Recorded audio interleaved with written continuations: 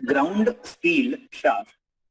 Please, I would like to bring it to your notice कि whatever peculiar words I had to highlight here, I have underlined those.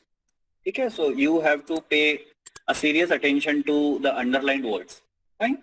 So a ground steel shaft. So this is the word I have underlined.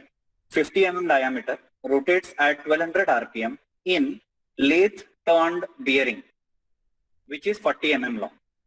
ठीक है, shaft diameter 50 mm है, bearing जो है वो lathe turned है, which is 40 mm long. ठीक है, bearing is supplied with oil SI20, operating and has effective operating temperature of 65 degrees Celsius. ठीक है, so what is happening? The bearing is supplied with oil of SI20 grade and effective operating temperature is of 65 degrees Celsius. Fine. Radial clearance C is 0.03 mm. Radial clearance जो है between bearing and the shaft is 0.03 mm. Fine. Find maximum load carrying capacity of the bearing so it can run hydrodynamically. Also determine whether external cooling is required. Bearing is normally ventilated. Hello. And room Hello, temperature is 30 degrees Celsius. So what do we have to find here? We have to find out the load carrying capacity, the maximum load carrying capacity of the bearing so that it can run hydrodynamically.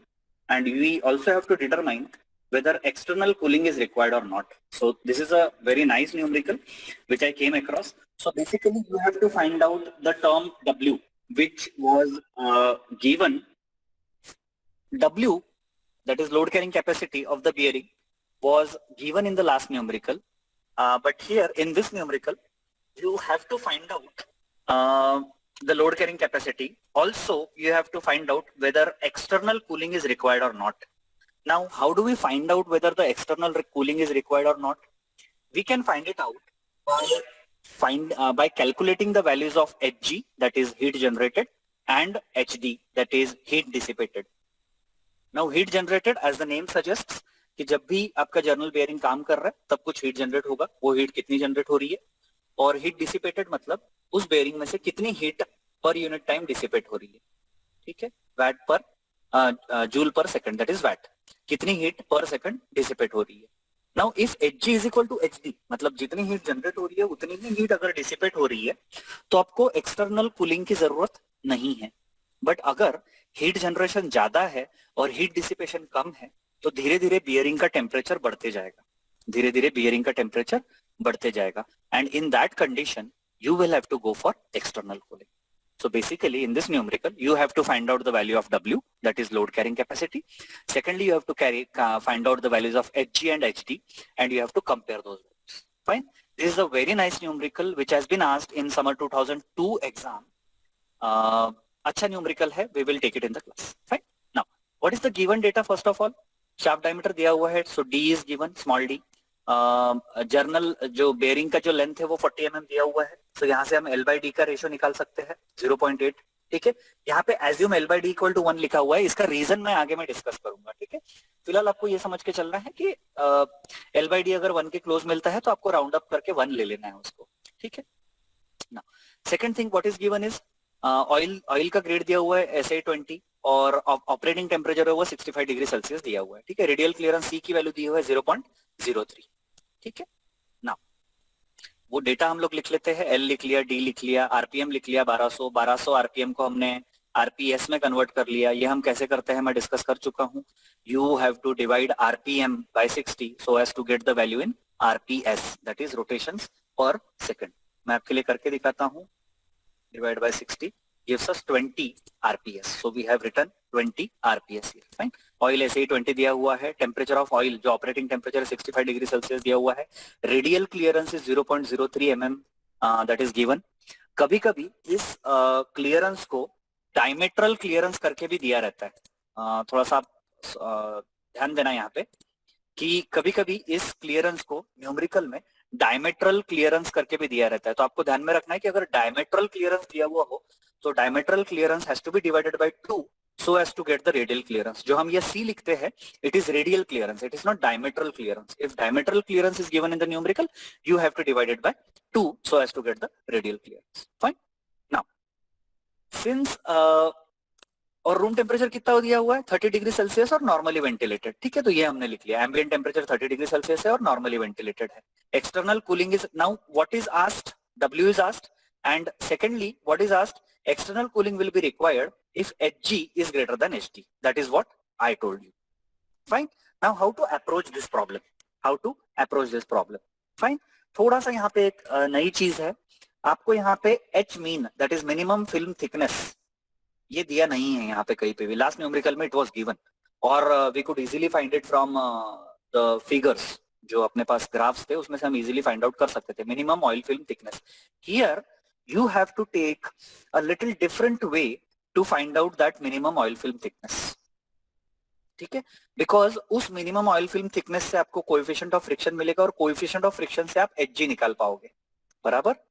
So that is how you have to approach this problem. तो अभी वो कैसे निकालते हैं minimum oil film thickness. Oil film minimum oil film thickness निकालने के लिए which is denoted by H mean, you have to follow these steps, ठीक है. इसके पहले की जो स्टेप्स हमने न्यूमेरिकल 1 में ली थी वो यहाँ पे लागू नहीं होगी as it is.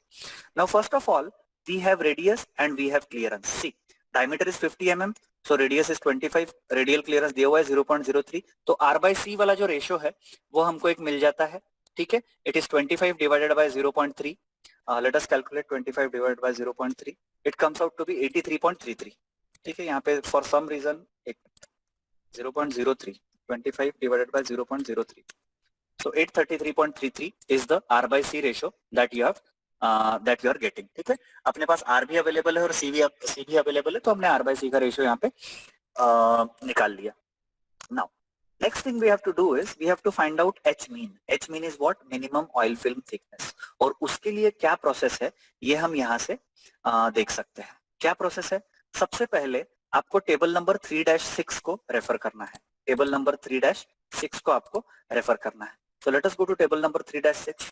Table number 3-6. Let me. The surface finish obtained by various manufacturing processes. What does it give us? Surface finish obtained by various manufacturing processes. Now, अपने को यहाँ पे दो चीजों का दो मैन्युफैक्चरिंग प्रोसेस, अगर आपने न्यूमेरिकल ढंग से देखा सुना है तो यहाँ पे दो मैन्युफैक्चरिंग प्रोसेस दी. एक ग्राउंड मतलब ग्राइंडिंग, दूसरी लेफ्ट टर्न मतलब टर्निंग, ठीक है. तो first of all we will try to find out values of average value of RMS value average. ये सरफेस फिनिश की वैल्यू है, आरएमएस वैल्यू, जो एज पर प्रोसेस आपको देखने को मिलती है. तो यहाँ पे ग्राइंडिंग देखना है, cut with torch, sand cast, hand ground तो नहीं है, सॉर्ट, ड्रिल्ड, एक्सट्रूडेड. आप अगर देखोगे तो यहाँ पे सीरियल नंबर 18 जो है उसका आरएमएस वैल्यू अपने को 0.25 मिलता है. और ग्राइंडिंग से कौन सा अपना पार्ट बना हुआ है, जो स्टील शाफ्ट है वो ग्राइंडिंग से बना हुआ है, ठीक है. तो हम सबसे पहले ये जो वैल्यूज निकालते हैं वो शाफ्ट के लिए निकालते हैं, ठीक है. शाफ्ट के लिए average value of RMS as per this table, ये देखो आप सिलेंड्रिकल ग्राउंड 0.25 मिलती है. तो हमने average value of RMS root mean square, RMS stands for root mean square, ठीक है. RMS stands for root mean square. तो 0.25 माइक्रोन हमने लिख लिया. उसके बाद में हम लोग जाते हैं टेबल नंबर 3-8 में. टेबल नंबर 3-8 में आपके सामने ओपन करता हूँ. यहाँ पे देखो average value of typical ratios of average peak to valley roughness to RMS roughness. क्या है ये? Typical ratios of average peak to valley roughness. Typical ratios of average peak to valley roughness. तो ये ग्राउंड के लिए इसका value कितना है? 4.5. तो ये हमने दो वैल्यूज यहाँ पे लिख ली है, ठीक है, 4.5.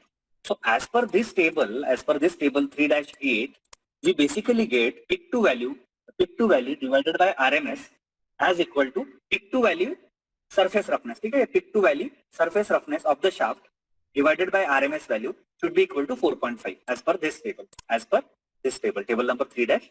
ठीक है, तो हमने यहाँ पे ये लिख लिया ये formula, pick to value divided by RMS is equal to 4.5. Now we know RMS is 0.25. RMS is 0.25. So if I have to find out peak to value surface roughness, so I will have to multiply this 4.5 with this RMS value. वही हमने यहाँ पे किया हुआ है. We multiplied 4.5 with this RMS value. So अपने को मिला peak to value surface roughness of the shaft. We found it as equal to 1.125. Now we have to do the same thing for the bearing also. Okay, we have to do the same thing for bearing also. Now bearing as per numerical is lathe turned. Bearing as per numerical is lathe turned. So let us go to table number 3-6. 3-6 में आप देखोगे lathe turned, यहाँ पे कहाँ पे दिख रहा है अपने को, ये देखो lathe turned. lathe turned के लिए एवरेज रेंज ऑफ आरएमएस कितना है माइक्रॉन्स में, 0.75. कितना है, 0.75.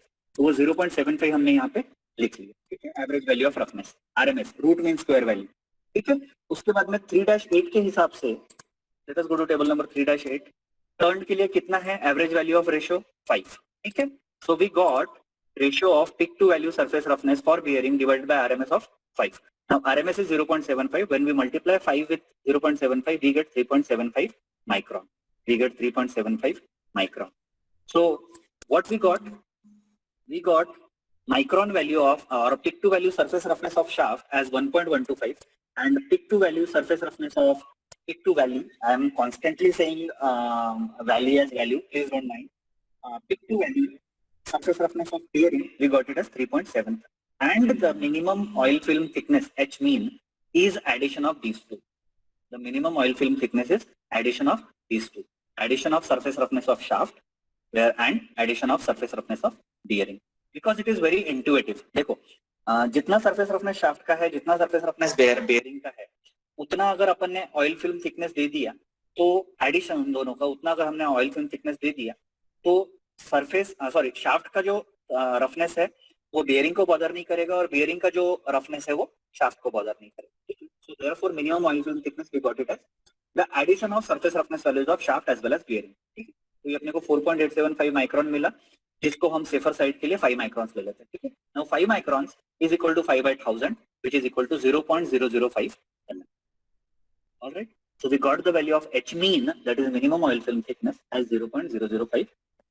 Right, now we find out the ratio of H mean by C. अब ये क्यों किया हमने, ये मैं आगे जाके आपको बताऊंगा. H mean by C का हमने एक रेशियो ले लिया जो अपने को 0.166 मिला. L by D अपना इनिशियली 0.8 आया हुआ था, लेकिन मैंने आपको बताया कि अगर 0.8 वगैरह आता है तो you can round it up to 1. ठीक है, now let us go to figure number 13.5 and there I will answer why we have to consider 0.8 value as 1 for L by D. ठीक है, so let me take you to table number 13.6. This is 13.2, 13.3, 13.4, 13.5 and 13.6. Is it 13.6? Yes, this is 13.6. Let me rotate it for you. So here it is, do we want 13.6 or 13.5? We require 13.5. Sorry, pardon me. We require 13.5. That's what I said. So we require 13.5. Here, see, we have this figure number 13.5 or graph 13.5, wherein on y-axis we have H mean by C, that is minimum oil film thickness variable, and on x-axis we have Sommerfeld number S. ठीक है, आप देख सकते हैं यहाँ पे Sommerfeld number S हमारे यहाँ पे x-axis पे. ठीक है, और L by D रेशियोज अलग अलग L by D रेशियोज यहाँ पे प्लॉट किए गए. अब आप देखते हो तो यहाँ पे L by D रेशियो 1/4 का है, 1/2 का है, 1 का है, 2 का है, इंफिनिटी का है, बट यहाँ पे अपना 0.8 का ग्राफ नहीं दिखता. आप एक कर सकते हो कि आप एक अब ये 1.5 है और ये सॉरी वो ये this is 1 point, it should be 1.2, it should be 1.4, 1/4, it should be 1/2, it should be 1. ठीक है, यहाँ पे ये करेक्शन कर लेना आप लोग, it should be 1/4, it should be 1/2. अब 1/2 और 1 के बीच में आप 8 वाला जो 0.8 वाला ग्राफ है वो प्लॉट कर सकते हो, but why to do it, because अपने को पता है 0.8 वाला जो ग्राफ रहेगा, जो लाइन रहेगी वो 1 के क्लोज आएगी, and therefore without loss of much accuracy we can take this L by D ratio as equal to 1, we can round it up as equal to. ठीक है, ये चीज आपको ध्यान में रखना है. तो y एक्सिस की वैल्यू कौन सी है अपने पास, 0.166. ग्राफ अपने को कौन किसके साथ इंटरसेक्ट कराना है, 1 के साथ. आप देखो 0.166 should be somewhere here. ठीक है, it should be here. और ये L by D equal to 1 को कहीं पे तो भी यहाँ पे इंटरसेक्ट कर रहा है 6 into 10 to the power minus 2 पे, 6 into 10 to the power minus 2 पे. So what is the value of S that will get? What is the sorry, just a minute. 0.166 should be somewhere here. Okay, sorry. Okay, so 0.166 should intersect this L by D equal to 1 here, so it should be यहाँ पे आप अगर देख पा रहे होंगे तो मैंने माउस से एक लाइन प्लॉट की है, ठीक है, और वो लाइन अपने को 3 के आगे दिखती है, तो ठीक है, तो let us assume this value of s as 3.75 into 10 to the power minus, ठीक है, क्या किया हमने 0.166 से हॉरिजॉन्टल आए और L by D equal to 1 को कोइंसाइड करने के बाद अपन ने उसको नीचे लेके आया, तो अपने को वैल्यू मिली रफली 3.75 into 10 to the power minus 2. It is dimensionless number, so therefore you don't have to write the units. Clear? Now let us continue. अब तक अपन ने W कैलकुलेट नहीं किया है, ये सब हम क्यों कर रहे हैं? हम ये इसलिए कर रहे हैं कि हमको Hg निकालना है, हमको W निकालना है. नाउ Hg तब तक नहीं निकलेगा जब तक अपने पास W नहीं रहेगा, बिकॉज Hg का फॉर्मूला ही है mu into W into V, ठीक है, V तो मिल जाएगा, म्यू अपने को भी निकालना है, तो अपना भी नेक्स्ट टारगेट क्या रहेगा? You have to find out the value of mu. Now how do you find out the value of mu? Let me take you to, देखो कैसा है ना, ये न्यूमेरिकल्स आपको इंट्यूटिवली थोड़ा सा सॉल्व करने हैं राइट ऑन द टाइम. आपको कोई भी वेरिएबल पूछा जा सकता है, आपको सिर्फ एक ध्यान रखना है कि कौन सा फिगर आप कब यूटिलाइज कर सकते हो, ठीक है. सो मैं इसको रोटेट कर लेता हूँ, let me rotate it. 13.2 am I searching for? Absolute viscosity versus temperature. ये ग्राफ अपने को लगेगा. Coefficient of friction variable dimensionless versus S.